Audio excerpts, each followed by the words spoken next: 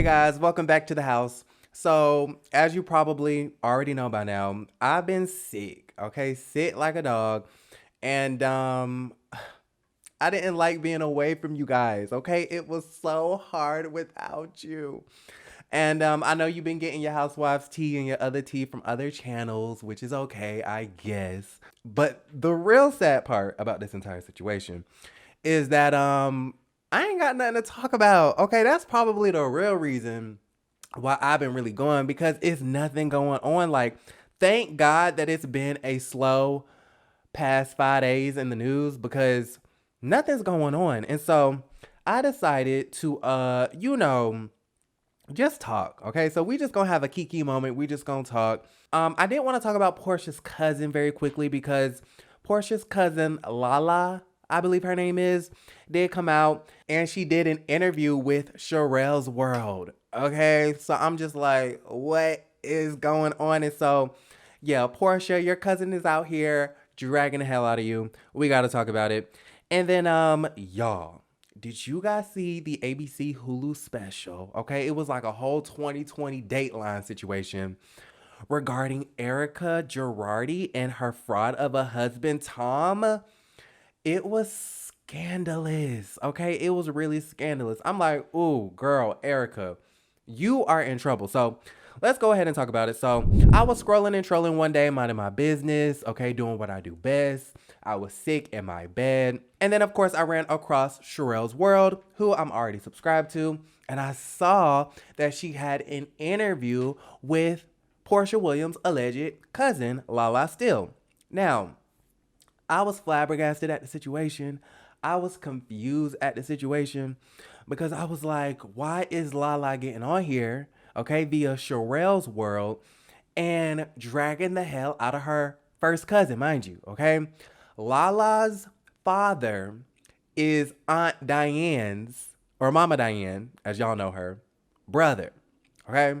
And, y'all, she did this little interview. She did this little interview, and I was like, girl.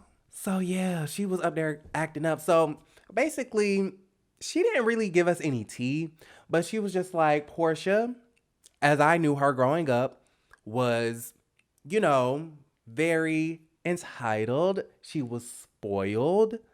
Okay. It was all about Porsha, Porsha, Porsha. She says that even today she sees a lot of narcissistic traits. Okay. Basically saying that the girl is just not a good person. Okay. Says the girl doesn't have regard for anybody but herself. She went off, on a tangent about how all of her relationships are about fame and money, right? She said that, the girl tried to cover up Cordell's personal life. Apparently, Cordell wanted Porsha for the image and Porsha wanted Cordell for the money, which that didn't really work out. She ended up fumbling that bag because the man ended up divorcing her. She found out on Twitter and she had to move in back into her mama house, okay?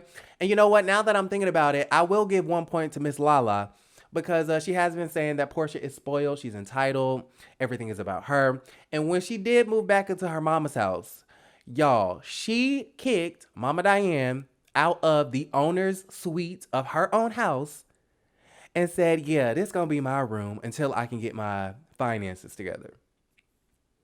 So I'm like, okay, maybe Porsha is like this spoiled brat. Okay, maybe she don't really care about nobody but herself. Okay, y'all know she's known to do the Garcelle and commit to paying charitable donations, and then she never does it, according to Kenya. But yeah, she was basically saying that she married Cordell for the money. She says that she was with Dennis for the money. And then of course, regarding this whole Simon Guobadia situation, she says that Porsha is with Simon for the money. So I'm just like real shocked. Okay, because I'm like, you supposed to be Porsha's first cousin. Okay, y'all supposed to be thick as thieves. Family's supposed to stay together. And you out here on YouTube just dragging a poor girl. And then the girl went on to say that everything Kenya says about her in the confessionals are true. How she's a whore this and a hoe this, and how Kenya was saying there's some $2 hoes in his house and all of that stuff, right? And it is what it is, and it's gonna be what it's gonna be. When you make it to the top, you're gonna have family members and non-relatives trying to comfort you and take you off your pedestal. Now, I'm not gonna sit up here and say that Porsha is not a spoiled brat, because she does give me that vibe. I'm not gonna sit up here and vouch for the fact that she did steal Fallon's man. And when I say that, I don't really mean she really stole the man. I'm just saying she cares more about her happiness with the man than Fallon's feelings. But at the same time, Porsha is probably the most popular castmate on the show. Okay, she is the most buzzed about housewife of the current moment. And so, like I said, when you make it to the top, you're going to have all types of cousins, okay, out there in Macon, Georgia, trying to pull you down. Okay, they is trying to pull you down, Porsha. So, girl, watch your back, because not even your family members are loyal, okay? Moving right along very quickly, I did want to talk about Erika Jayne.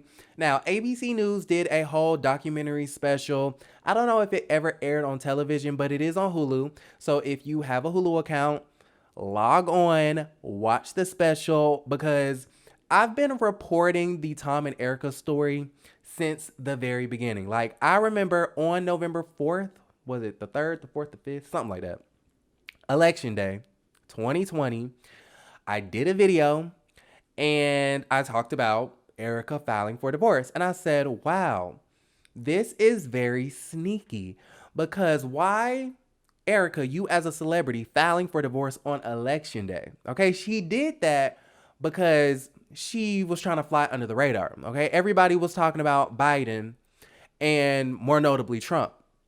So she thought that her little divorce was going to fly under the radar, but we was all on her ass. But I was reporting everything from the beginning. Now, I kind of had to stop talking about Erika for a while, because the story just became really complicated. It had way too many twists and turns. Every other day, it was something different about how Tom is a fraud and Erika knew, and they're embezzling money and they're trying to liquidate assets. The man ended up having Alzheimer's. He lost his law license. Like, it just got to be too much. After watching this little ABC special, it just put everything in this nice little hour-and-a-half documentary.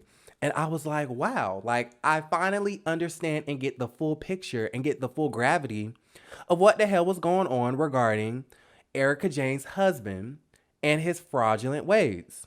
And so you guys know that Erika's married to Tom. He's a lawyer, and he was exposed for stealing settlement money from clients, okay, from victims. These were burn victims, you guys, okay, plane crash victims, widows, orphans, like people who have lost everything and were counting on this lawyer to file these lawsuits on their behalf and win them millions of dollars, which he did. But when the money from these huge corporations, from the settlements, hit the trust, Tom decided to dip his hands, okay, his sticky fingers inside the accounts, and use that money to fund his lifestyle, okay?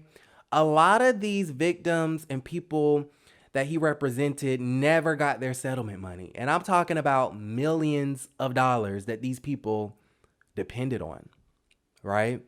He was using it for his mansions and his, wealthy, over-the-top lifestyle, and Erika Jayne's Fendi, Louis, Gucci, Prada, okay, their private jets, their vacations, her glam squad, her career as a Britney Spears, Janet Jackson, Kylie Minogue, Madonna, wannabe pop star career.